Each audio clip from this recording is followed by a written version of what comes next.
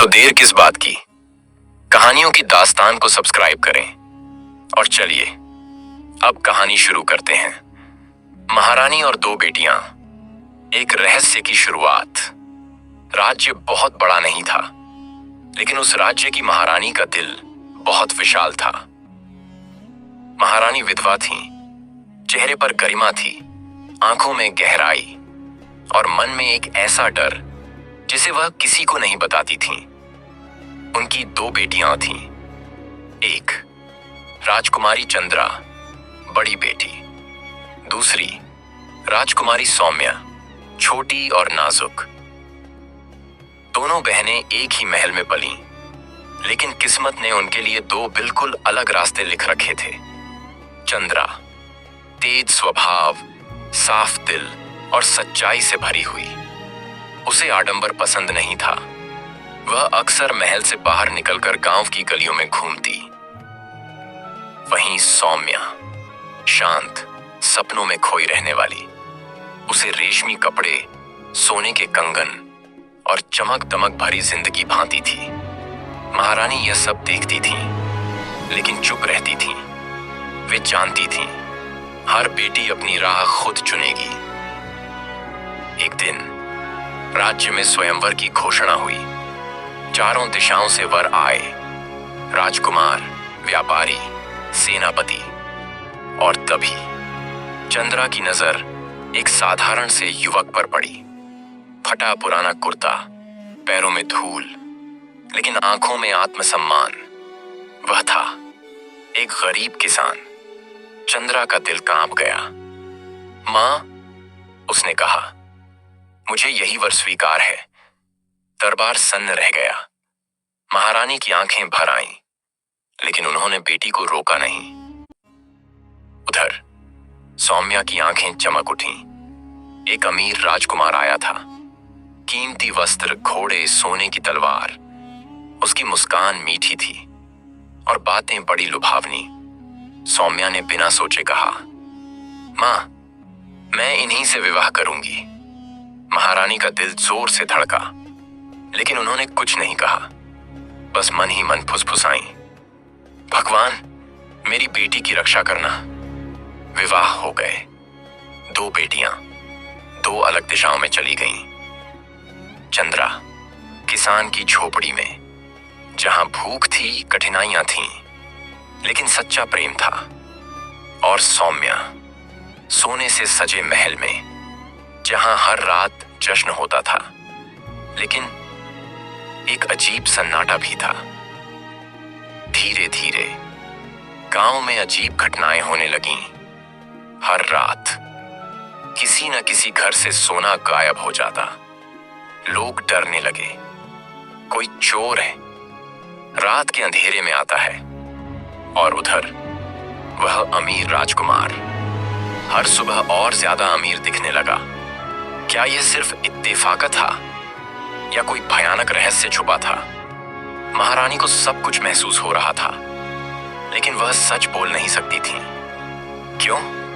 यह रहस्य अभी सामने नहीं आएगा। चंद्रा की नई जिंदगी महल से बहुत दूर थी। एक छोटी सी मिट्टी की झोपड़ी, टपकती छत और जमीन पर बिछी पुरानी चटाई। पहली रात चंद्रा ने आकाश की ओर देखा। आंखों में डर था, लेकिन दिल में पछतावा नहीं। अगर प्रेम सच्चा हो तो गरीबी भी सुंदर लगती है, उसने खुद से कहा। किसान पति सुबह सूरज उगने से पहले उठ जाता, हल कंधे पर रखकर खेतों की ओर चल देता। चंद्रा भी उसके साथ जाती।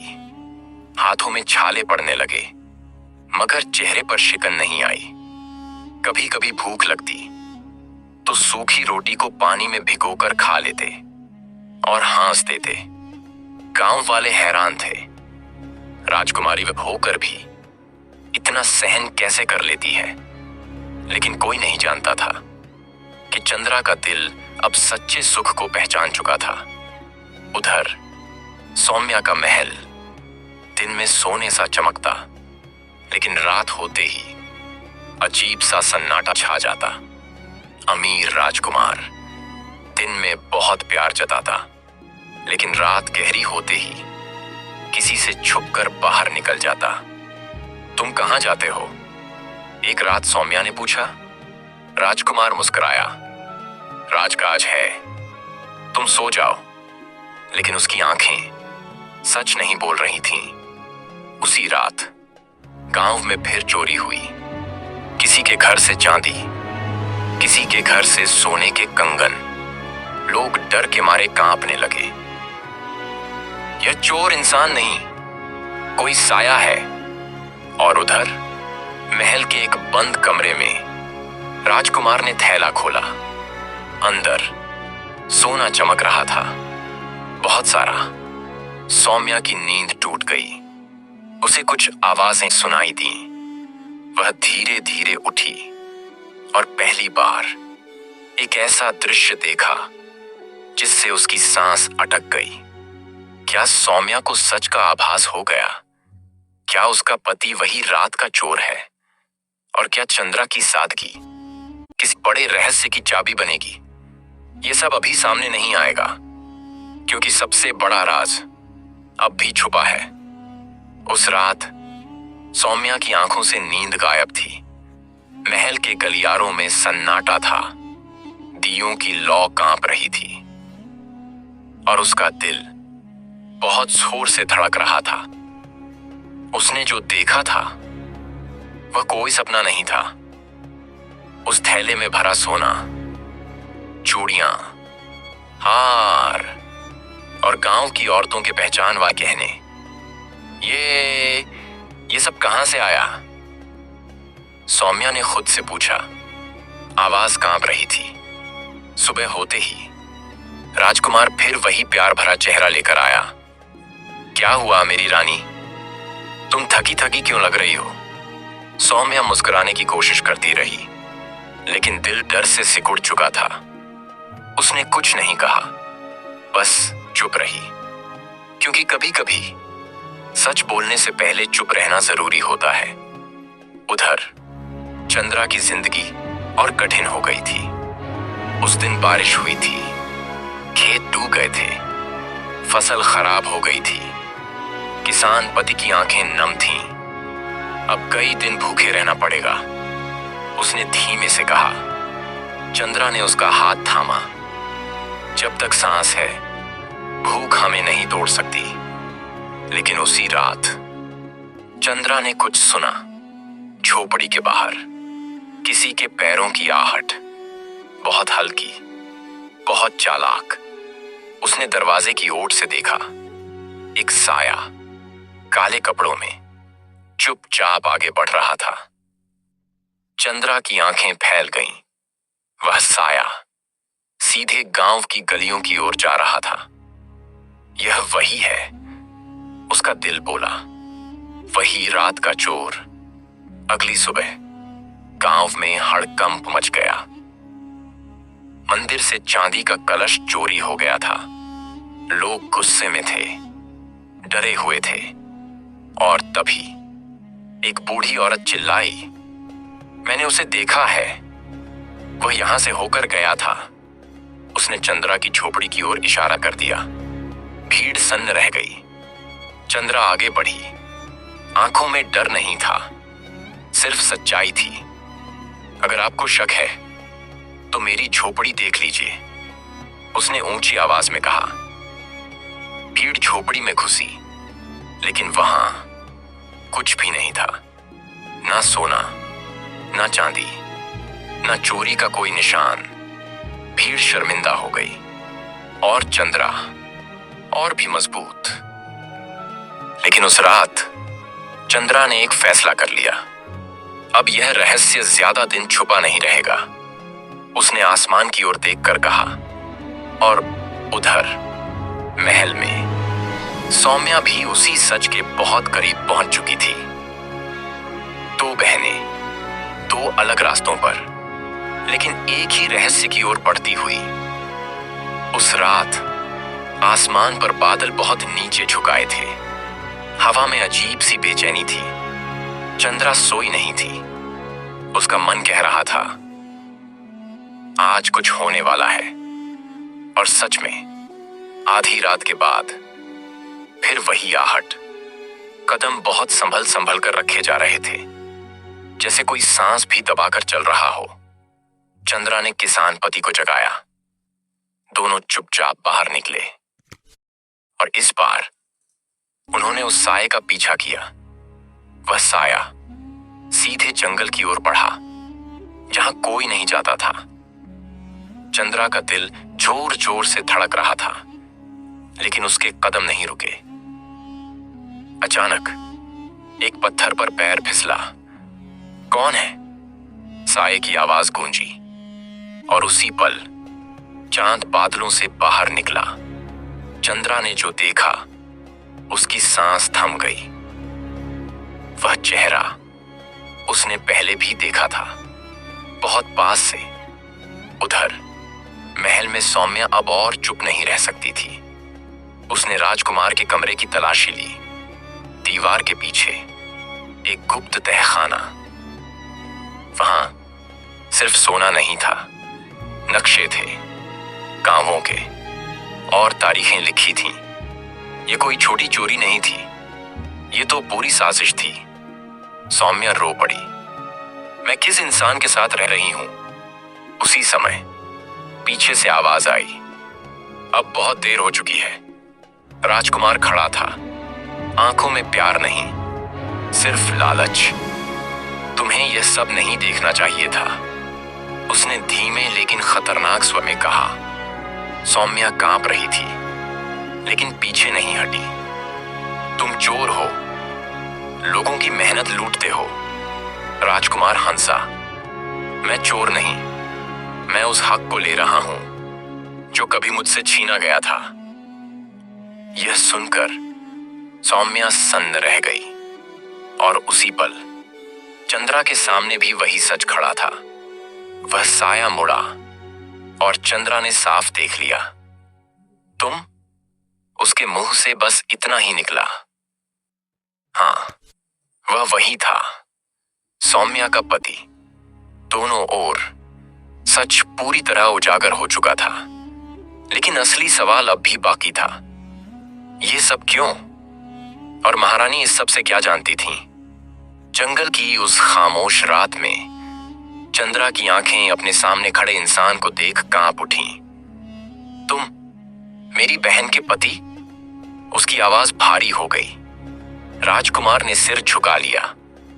हंसी गायब थी, चेहरा थका हुआ, टूटा हुआ। हाँ, और यही मेरा सबसे बड़ा अपराध है, उसने धीरे धीरे बोलना शुरू किया, जैसे हर शब्द उसके सीने से निकल रहा हो। मैं कोई राजकुमार नहीं था, मैं भी कभी किसान का बेटा था। चंद्रा चौंक गई। मेरे पिता इस राज्य में काम करते थे, लेकिन एक झूठे आरोप में उन्हें सजा दी गई। उसकी आवाज कांप गई। और वह सजा महारानी के एक फैसले की वजह से थी। उधर महल में सौम्या भी वही सच सुन रही थी। राजकुमार की आंखों में आंसू थे। मैंने कसम खाई थी कि इस राज्य से वह सब वापस लूंगा जो मुझसे छीना गया। इसलिए चोरी? सौम्या ने रोते हुए पूछा। हाँ, गलत था, लेकिन उस वक्त मुझे सही लगा। उसी सुबह महल के द्वार खुले और महारानी स्वयं बाहर आईं। चेहरा शांत था, लेकिन आंखें बहुत कुछ कह रही थीं। बस उन्होंने कहा, अब और नहीं। सब सन्न रह गए। महारानी ने गहरी सांस ली। मैं जानती थी यह दिन आएगा। उन्होंने सबको देखा, चंद्रा, सौम्या और उस युवक को। तुम्हारे पिता निर्दोष थे, यह कहते ही महारानी की आंखों से आंसू बह निकले। दरबार में सन्नाटा छा गया। मैं डर गई थी। राज्य बचाने के लिए मैंने सच को दबा दिया, और वही गलती आज मेरे सामने खड़ी है। महारानी कांप रही थी। मुझे सजा मिलनी चाहिए। चंद्रा आगे बढ़ी। मां, गलती स्वीकार करना, साहस होता है। सौम्या भी रोती हुई पास आई, लेकिन अन्याय का जवाब अन्याय नहीं हो सकता। राजकुमार जमीन पर बैठ गया। मैं अपराधी हूं, मुझे दंड दीजिए। लेकिन कहानी यहीं खत्म नहीं होती, क्योंकि अब सवाल यह है, क्या न्याय होगा? क्या प्रेम बच पाएगा? और क्या यह टूटा हुआ परिवार फिर से जुड़ पाएगा? दरबार भरा हुआ था, लेकिन उस दिन कोई शोर नहीं था। हर आंख सिर्फ एक ही इंसान को देख रही थी, वही जिसे लोग रात का चोर कहते थे। वह सिर झुकाए खड़ा था, हाथ कांप रहे थे और आंखों में थकान के साथ पश्चाताप भी था। महारानी सिंहासन से उठी, कदम भारी थे, लेकिन आवाज स्पष्ट। यह राज्य अन्याय पर नहीं चलेगा। उन्होंने गहरी सांस ली। चोरी अपराध है और अपराध की सजा होती है। सौम्या की आंखों से आंसू बह निकले। मां, उसके होंठ कांप उठे। राजकुमार ने खुद आगे बढ़कर कहा, मुझे कैद में डाल दीजिए, मेरे कर्मों का दंड मुझे चाहिए। भीड़ में सन्नाटा छा गया, लेकिन तभी चंद्रा आगे आई। उसकी आवाज तेज थी, लेकिन आंखें नम। अगर अपराध की जड़ अन्याय से उपजी हो, तो सजा के साथ सुधार भी जरूरी होता है। महारानी की आंखें भर आईं। उन्होंने अंतिम फैसला सुनाया, तुम्हें कैद नहीं, बल्कि राज्य की सेवा करनी होगी। जो सोना चुराया वह हर गरीब को लौटाया जाएगा, और तुम तब तक महल में नहीं रहोगे जब तक लोग तुम्हें माफ ना कर दें। राजकुमार जमीन पर झुक गया। यह सजा मेरे लिए सबसे कठिन है और सबसे सही भी। सौम्या रोते हुए उसके पास गई। अगर तुम सच में बदलना चाहते हो तो मैं इंतजार करूंगी। समय बीतने लगा। राज्य में चोरी बंद हो गई। गरीबों के घरों में रोशनी लौट आई। और चंद्रा, वह आज भी झोपड़ी में थी, लेकिन अब गांव की सबसे सम्मानित स्त्री बन चुकी थी। एक दिन महारानी स्वयं झोपड़ी में आई। उन्होंने चंद्रा को गले लगाया। तुमने मुझे मां होने का अर्थ सिखाया। चंद्रा मुस्कुराई। और आपने गलती मानने का साहस। और उस सुबह जब सूरज निकला तो राज्य ने देखा, दो बहनें एक साथ खड़ी थीं। बीच में कोई रहस्य नहीं था, कोई अंधेरा नहीं था। तो जुड़े रहिए कहानियों की दास्तान के साथ, और मिलते हैं अगली कहानी में।